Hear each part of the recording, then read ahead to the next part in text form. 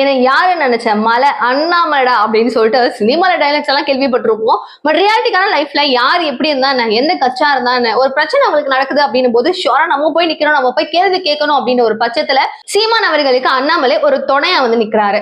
எந்த விதத்துல எந்த விஷயத்துல அப்படின்றது கிட்டத்தட்ட கேள்விப்பட்டிருப்பீங்க. பட் கொஞ்சம் டீட்டெயில் தான் நான் சொல்றேன். சோ விஜயலட்சுமி நடிகை இருக்காங்க இல்லையா, அவங்களுக்கும் இவருக்கும் ஒரு அஃபேர் இருக்கு அப்படின்றதுனால அவங்க போயிட்டு ஒரு கேஸ் கொடுத்து அந்த கேஸ் ஒரு பெரிய பிரச்சனையா மாறி சீமான் வந்துட்டு எனக்கும் இதுக்கும் சம்மந்தம் இல்ல, நடுவுல என்கிட்ட நிறைய பணத்தை பிளாக்மெயில் பண்ணி வாங்கிட்டாங்க, இதுக்கப்புறம் நிம்மதியா விட்டுருங்க அப்படின்னு சொல்லி இவர் சொல்லும் போது எனக்கு கல்யாணம் பண்ணிக்கிறேன்னு ஏமாத்திட்டாரு, இப்படி ஏமாத்திட்டாரு அப்படி ஏமாத்திட்டாருன்னு அவரு சொல்ல ரெண்டு பேருக்கும் நடுவுல ஒரு பெரிய சண்டை விவாதமா போயிட்டு இருக்கு.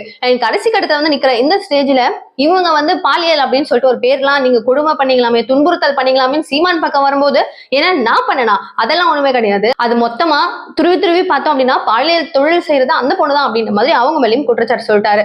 இதுதான் அவரை பத்தின ஒரு சின்ன ஹிண்ட். அண்ட் விஷயம் என்ன அப்படின்னா இவங்களுக்கு கோர்ட்ல இருந்து ஒரு சம்மன் வருது, நீங்க ஆஜராகணும் அப்படின்னு சொல்லிட்டு எடுத்துட்டு வந்து கொடுக்கறதுக்காக வராங்க. சோ அங்க வந்து பார்க்கும்போது உங்க வீட்டுல யாரும் இல்லையா என்னவோ தெரியல, இதை வந்து ஒரு போஸ்டர் இந்த சம்மனை வந்துட்டு அப்படியே உங்க வாசல்ல ஒட்டிடுறாங்க. இது என்ன எல்லாரும் பாத்துட்டு போற மாதிரி, இதெல்லாம் எதுக்கு இப்படி பண்றீங்க அப்படின்னு சொல்லிட்டு சீமான் வந்து பார்த்ததுக்கு அப்புறம் கோவப்பட்ட என்ன பண்றாரு, படிச்சுட்டு கிழிச்சு போட்டுறாரு. கிழிச்சதுக்கு அப்புறம் ஒரு பெரிய பிரச்சனையே நடக்குது. நீங்க எப்படி இந்த கவர்மெண்ட் ரூல்ஸ் மீறி நீங்க எப்படி பண்ணலாம், நீங்க எப்படி கிழிக்கலாம், நாங்க கொடுக்கறத நீங்க எப்படி பண்ணலாம் அப்படின்னு சொல்லிட்டு ஒரு கட்சி தரப்பினராகட்டும் அவருக்கு என்னெல்லாம் எந்த சைட்ல இருந்து பிரஷர் வர முடியுமோ எல்லா பக்கத்துல இருந்தும் எல்லாமே அவருக்கு சிறப்பா வருது. இந்த வகையில அவர் சொல்ற விஷயம் என்ன, நீங்க கூப்பிட்டீங்க ஆஜராகணும்னு சொன்னீங்க, நான் வரலன்னா நீங்க கேள்வி கேட்கலாம், ஊரை விட்டா ஓடிட்டேன், டெய்லி மீட்டிங்ல வரேன், டெய்லி கட்சி மீட்டிங்க்கு போறேன், எல்லா இடங்கள்லயும் போய் வந்துட்டு இருக்கேன், என்னங்க நீங்க அப்படின்னு சொல்லிட்டு சீமான் ஒரு மாதிரி கேள்வியும் கேட்டாரு.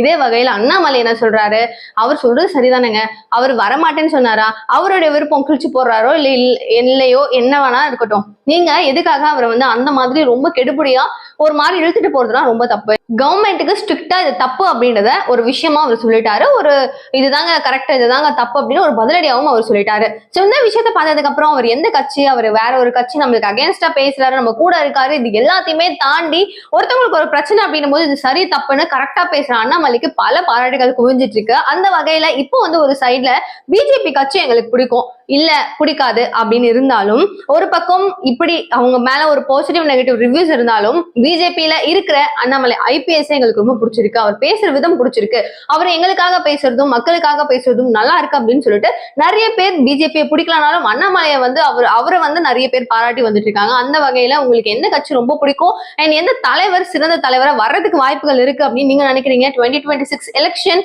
ரொம்ப பெரிய ஒரு கேம் சேஞ்சிங் மொமெண்டா இருக்க போது தமிழ்நாட்டுல இன்னும் டிஎம்கே தான் லீட் பண்ணுவாங்களா இல்ல வேற ஏதாவது கட்சிகள் வர்றதுக்கு வாய்ப்பு இருக்கா அப்படின்னு உங்களுடைய ப்ரெடிக்ஷன் என்ன இருக்கோ ப்ளீஸ் மறக்காம கமெண்ட் பாக்ஸ் சொல்லுங்க.